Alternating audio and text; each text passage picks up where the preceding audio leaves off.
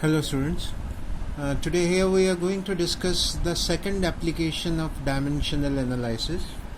The first was to check the correctness of a physical equation, dimensional correctness, and to use the principle of homogeneity to find the dimensions of unknown constants which are given by A, B and C, the numericals you were asked to do also. Now the second application we are going to discuss here is to derive a relation between different physical quantities involved in a physical phenomena. We will discuss this with an example to make you understand very clearly. First of all, for a physical quantity, there must be the quantities which will be given to you on which it depends. Like if you are given that a physical quantity, force, depends on mass, velocity and the radius of the circular path, then you can find the formula for this force using dimensional analysis. That's what we are going to discuss here with an example, that is to derive a relation for a physical quantity. Condition is that physical quantity depends on which other physical quantities has to be given to you. Like the first example that we are going to discuss is, we are going to find the centripetal force acting on a body which is moving in a circular path. The mass of the force which acts towards the center, this center is known as centripetal force and it is given by F. Now the body is moving in a circular path. The centripetal force depends on the mass of the body m, the velocity of the body which is given by the tangential direction, v is the velocity of the body, and r is the radius of the circular path.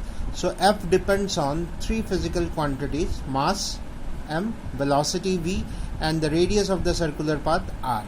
You have to find a formula for F using dimensional analysis. So let us see how it can be calculated. First of all, see here, the value of force depends on mass, velocity and radius, but raised to which power, that we don't know.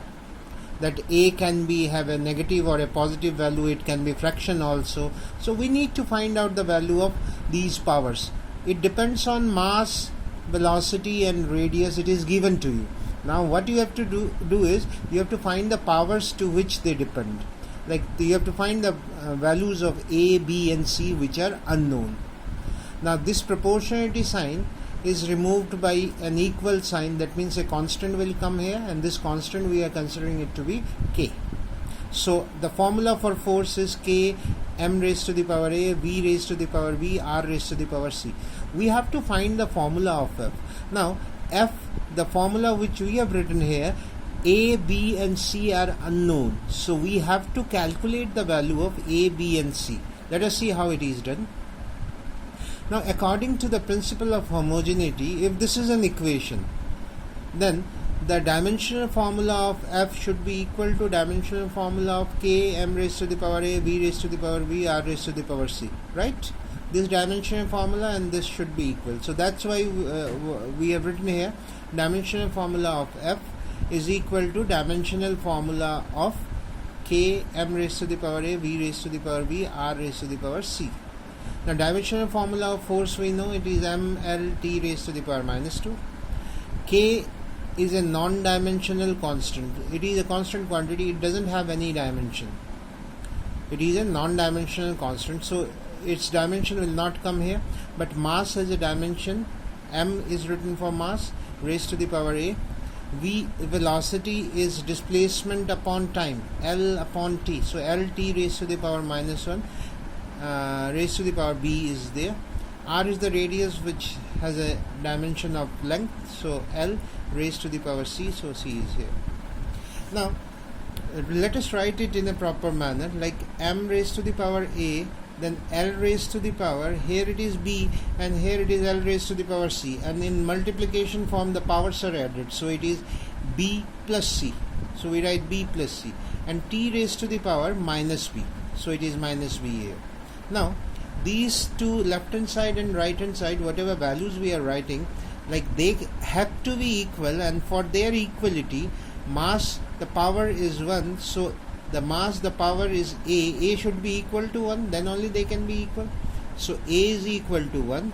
Now L, the power is b plus c, here the power of L is 1, so b plus c is equal to 1, and here the power of t is minus b, which is minus 2 here, so minus b is equal to minus 2, so b is equal to 2 we have obtained, a is equal to 1 is already there.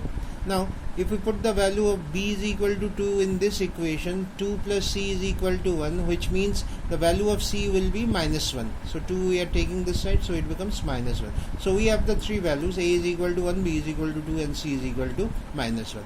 Now therefore we move to the formula. We need to find the formula for this f. So f, the formula is k m raised to the power a. So we know the value of a is 1, so here it is 1. V raised to the power b, the value of b is 2, so v raised to the power 2, and c, r raised to the power c, the value of c is minus 1, so it is minus 1. So m v square, r can be written in the denominator, so m v square by r. So the formula for force finally is k m v square by r, where k is a dimensionless constant quantity. I hope this is very clear to you. Any doubt, you can post me the doubts. Thank you.